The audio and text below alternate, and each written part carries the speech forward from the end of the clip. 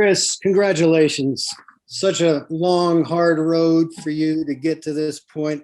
What did it feel like to you in the third and fourth quarter when you were making all of those moments happen and you were at the peak of your powers on that floor and getting closer to that moment? I don't even know right now.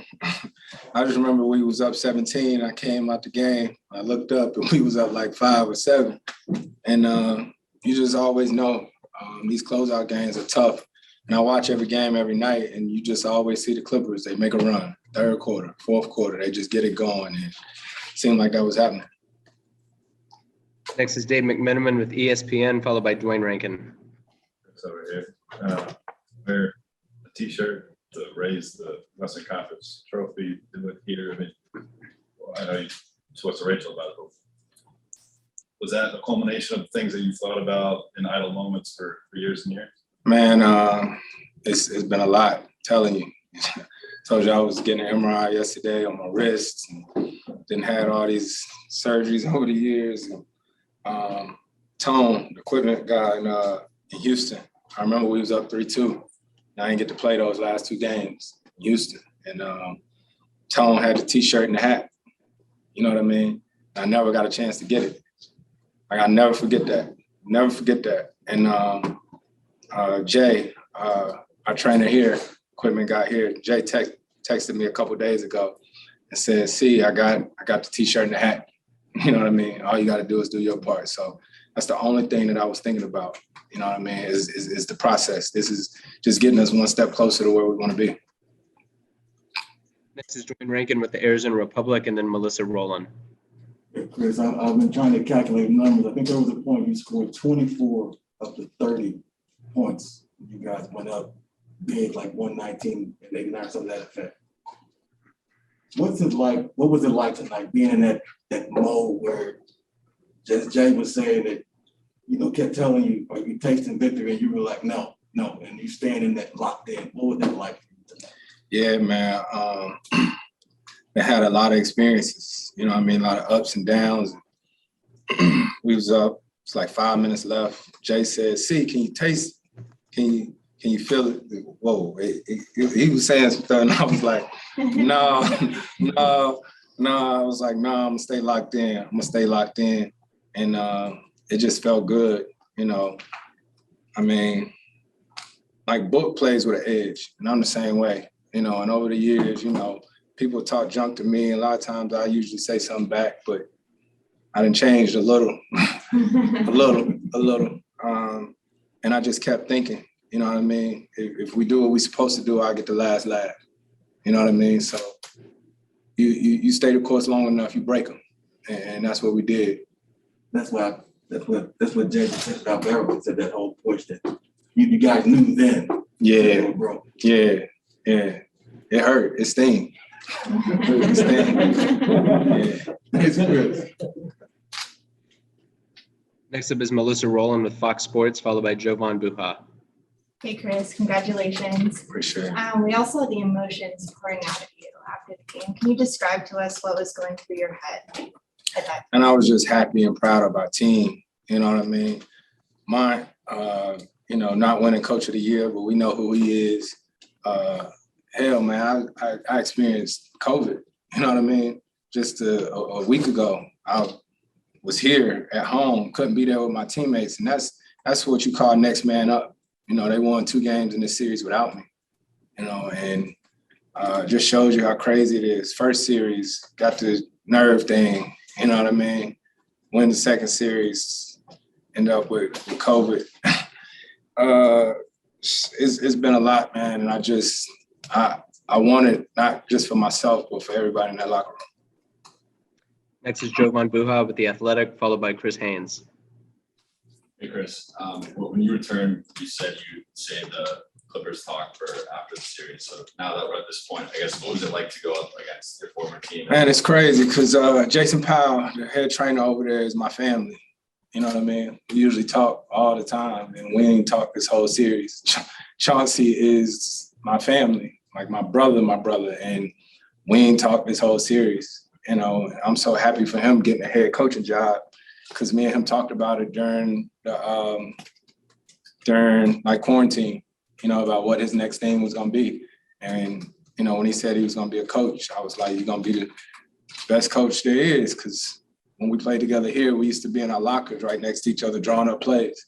So it's been hard not to tell him congratulations, you know. So it's a lot of ties. Dennis Rogers, who was with me for, y'all know, I know.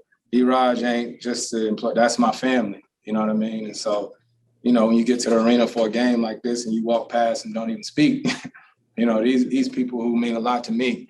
And so to be in a series against them, to get to this is special.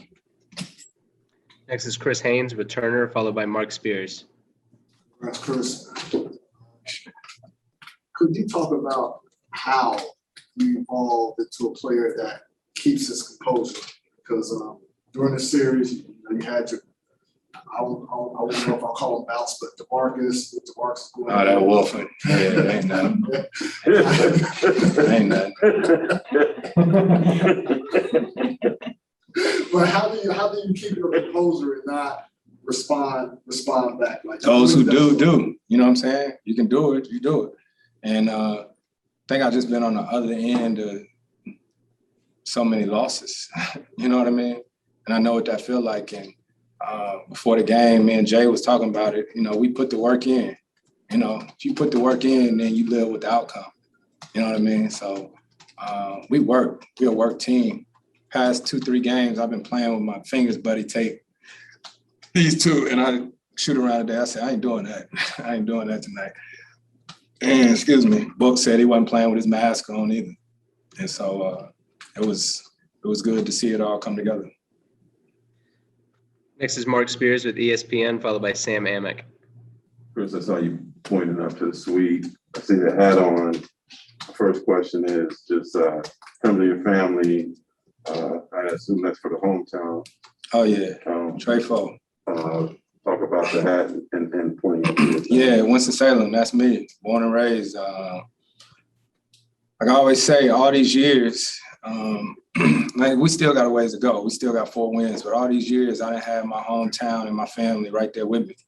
You know what I mean? So, like I said, it ain't just for me. I asked Jay, I got an extra hat and a t-shirt so I can take it to my brother. You know what I mean?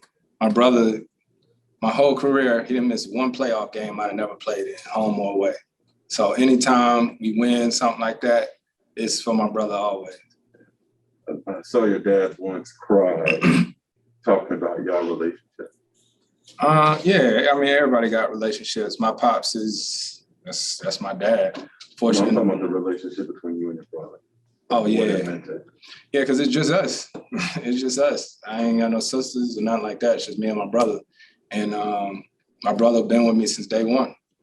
Like literally. And everybody know my brother. You know what I mean? The referees know my brother. Everybody know my brother because he's there, you know?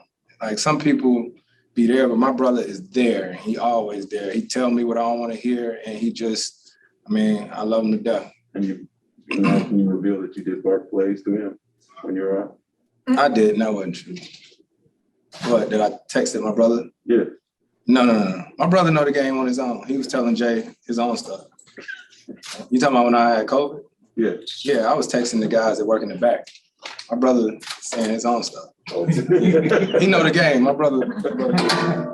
Hey, come on up, brother. Let you host up. I need to get it lifted. It's next to him. There you go. All right, Chris, next up is going to be Sam Amick with The Athletic, followed by Dan Woike. Yep. CP, congrats, man. Appreciate it, Sam. You talked earlier this year about a conversation with Willie where he asked you about those slides you did. Said you didn't know what you might have learned, but at that point, we didn't know the word. Just get here. So get out there tonight and you've got Clippers fans waiting around, chanting your name and the way that it's a little bit of a Hollywood script, the way this thing went. You gotta know, like I told you, Billy Crystal and his wife, Hernandez family, Iger, you know what I mean? Like I played 6 years here. you know, and a lot of these fans became my family. So Willie, he talks to me about AI all the time, who AI is obviously a hero of mine and texts me after every game. AI texts me after every game. And so Willie just said, you know, if I could do it all over again without left. And I said, yeah, because I learned a lot of stuff along the way, you know, and this is like a story book for this part, you know, getting somewhere that I've never been before, going against a team that I'll always be connected to. Got time for 3 more. Next is Dan Wojcicki with the LA Times, and then Mark Medina. Hey, Chris, I know you want to win more than anything that drives you as a basketball player. But as some of this stuff has happened over the years, the thumb in the jersey, Portland. Yeah, the hamstring, the rock, Houston. 3-1. I mean, like, there's no Yeah, I can run them off to you. COVID a week ago, Right. The shoulder. Has it ever in your mind been like, this might not happen? Nope. I ain't built like that. You know what I mean? It's just get to work. What was it, game 3? I found out I partially tore some ligaments in my hand. I was like, all right, here we go. You know, but you just, I got an unbelievable team around me. A lady named Ann, you probably seen her. I hugged her when I walked off the court. She's been at every road game, home game, working on me, just trying to get me right for every game. So I'm appreciative to my team around me, my chef, all this. It's a game. It's a real live game that puts it all together. Does it hit you differently, having gone through all that stuff? Yeah, just because it's a lot. It's a lot. Even I'm a big thanks to Sam Presti for even allowing, you know, all this to happen. And I think back to my first conversations with Book, you know what I mean, with James Jones, all the stuff that had to happen in order for us to get here, right? It's just part of the process. Final 2 questions are Mark Medina with USA Today and Rachel Nichols. Chris, congratulations. Appreciate it, Mark. Monty was saying that, you know, from when his first coaching rounds, that he knows that he made some adjustments, that just the leadership style, how to pick your spots and when to get on guys, when to be nurturing team. How do you look at how you approach that? Experience, you know what I mean? Just leadership experience. Like when they made that run some years ago, I'd have jumped up, been yelling over there on the bench or whatnot, but I just stayed there and was like, okay, you know, it's cool because you learn how to deal with different guys. And if you go crazy like that, that might make them a little bit nervous or gun shy. But, you know, I'm grateful for all the experiences, good or bad, and just going to keep enjoying the process. Final question is Rachel Nichols with ESPN. I did want to ask about the 2 of you, that workout you did that first night, the day you were traded, and thinking back on that. And then Monty Williams has said that he tried to kind of tell you guys how to play with each other, and that pretty quickly he was like, I just need to get out of the way. What do you remember about both of those nights or both of those experiences? I got the trade happened, say it was on a Monday. That Tuesday morning I flew in and we had a gym, and Johnny, my trainer, worked us out. And then I had to leave and go shoot State Farm commercial. Like it was all in one day. And I don't know, it's been cool, man, because you think about it, like that first or second week of the season, Coach met with us and said we had the worst starting 5 in the league. Remember that? Yeah. We had the worst starting 5 in the league, plus and minus.